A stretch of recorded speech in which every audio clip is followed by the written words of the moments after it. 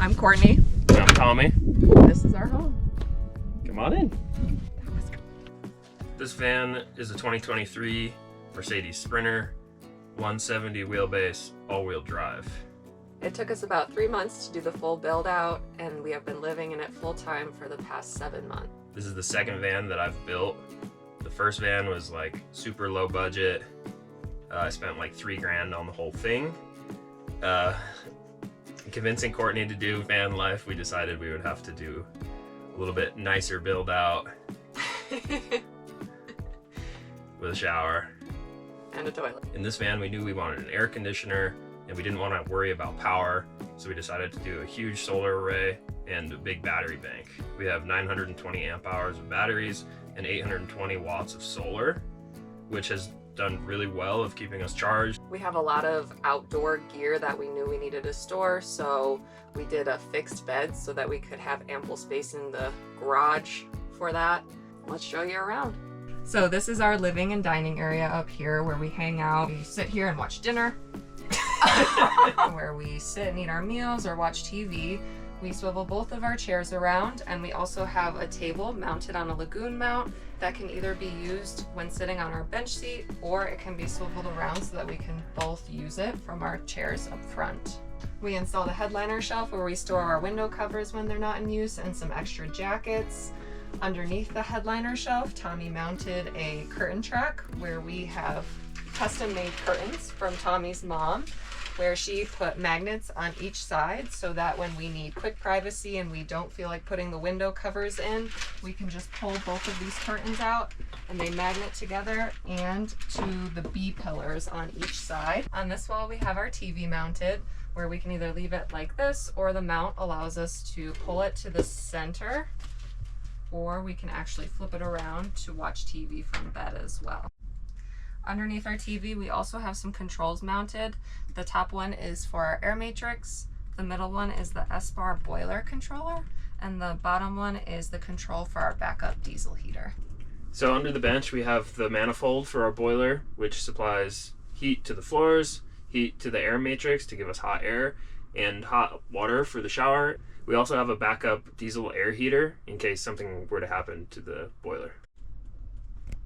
Under the bench, you can see the manifolds for our boiler. This top one is the supply manifold, and the bottom is the return manifold.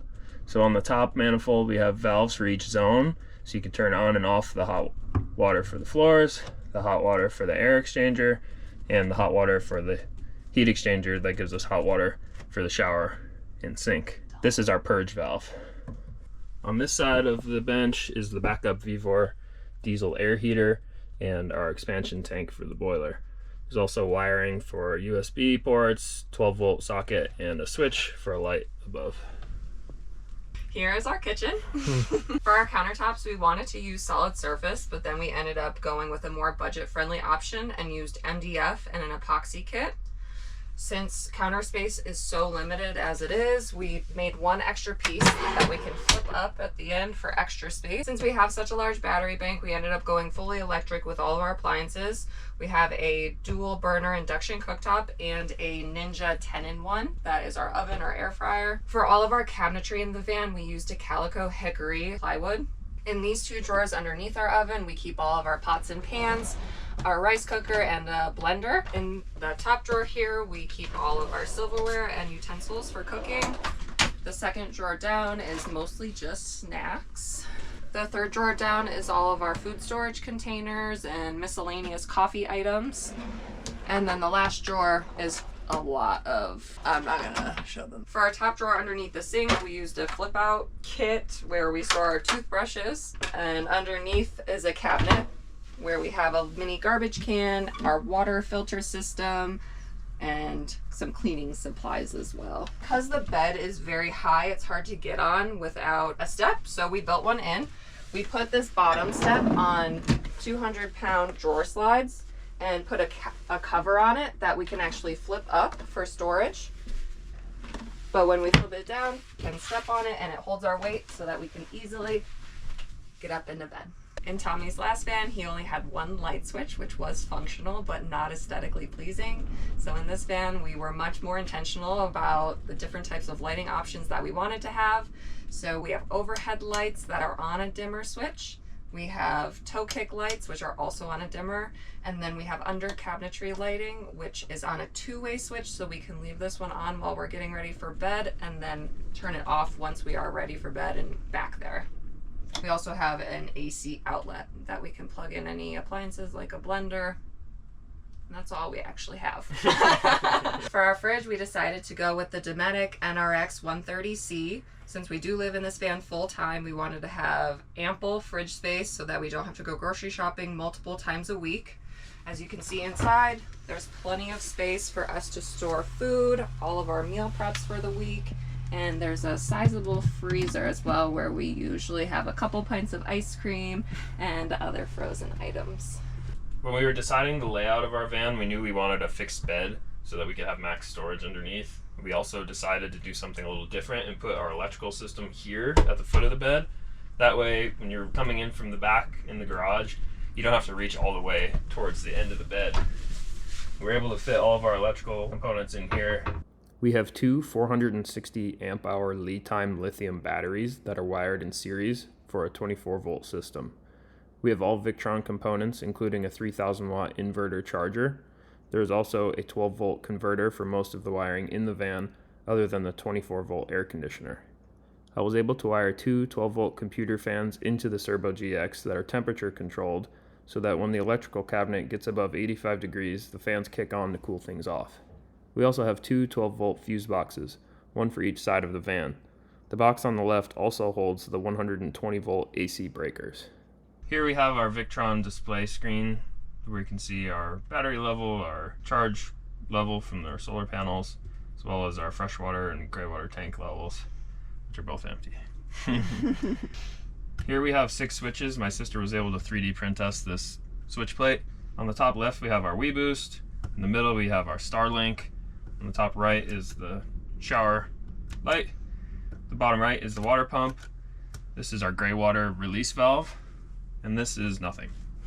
Someday it might turn into something. But we wired it in advance. Despite taking up some precious space in the van, we knew that we wanted a shower. We did try to keep the footprint as small as possible. We used a 24 by 27 inch shower pan. It is a little small, but we haven't really had a problem showering in it. We also tried to keep the walls as thin as possible. They're about 1.5 inches wide on each side. We used Palisade vinyl tile on the inside, and we used cedar planks for the ceiling. We also used an external shower mixing valve to take up less space in the walls. And another cool thing that we use a lot is this double clothesline for hanging towels and wet clothes.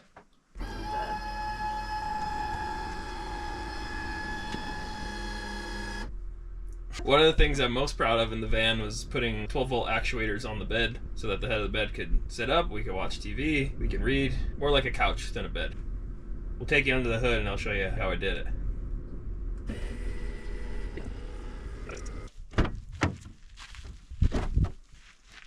We obviously have a lot of stuff underneath the van, or underneath the bed here in the garage. That was our goal, was to have maximum storage.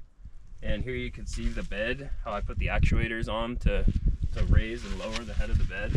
So I put an actuator on each side, and I got a cheap little remote that controls going up and down. These were like 40 bucks on Amazon each, so actually it was pretty cheap to install. And just with the click of a button, it goes up and comes back down.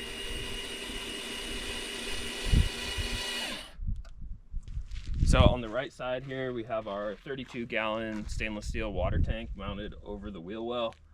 We also have an outdoor shower. Comes right here. And this is where we fill our water tank too. We're able to store my mountain bike, a set of golf clubs, a snowboard, a set of skis, 2 backpacking backpacks, 2 fishing poles, and a lot of other miscellaneous gear. We also installed this pull-out tray for easy access to all of our gear. And by having the electrical system all the way at the end of the bed, we're able to save space and not have to like reach super far under the bed to get stuff. So there's kind of a lot going on up here on the roof. We tried to maximize our solar. As you can see, we have 820 total watts of solar. Starting up front, we have a 100 watt panel. Then we have two 55 watt panels on each side of the Max Air fan. We have another 100 watt slim panel. We have two 220 watt panels, and then we have two 35 watt panels on each side of the Velit 2000 BTU air conditioner. Each of these like-sized panels are wired in series, and then those 4 series strings are wired in parallel at about 97% efficiency, so giving us a total of 800 watts of workable solar. We also have Starlink Mini mounted up front on custom-made 3D printed brackets that my sister made, and on the side here we have a homemade rod vault that my sister also 3D printed. And the last thing we have up on the roof is our WeBoost. The entire build cost us about $28,500. Did save some money by using things that we already had. Some lumber and some wiring. We were gifted a Flatline Vanco 2-panel bed system as well as a mattress. If you want to see how we built the van, you can watch our full time-lapse video. And we're going to be doing a full cost breakdown video in the future. So stay tuned for that.